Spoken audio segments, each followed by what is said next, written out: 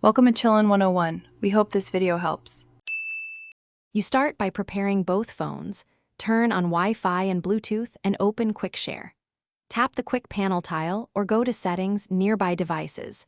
You must be signed into your Samsung account. Once done, grant location and file access so discovery works.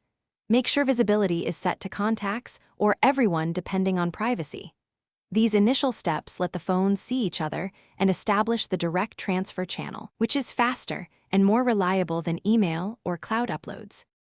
You now pick the file, use Gallery for photos or My Files for documents, then tap Share. Choose Quick Share from the menu and select the receiving Samsung from the discovered device list.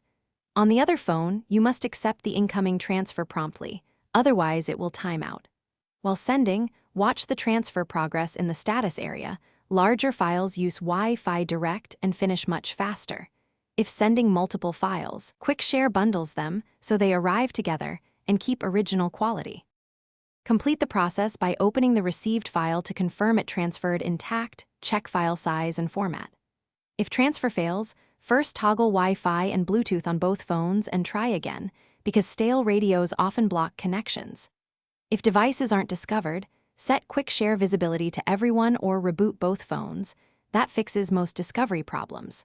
Finally, for persistent issues, clear Quick Share cache in app settings and repeat. This resets the service without changing your files.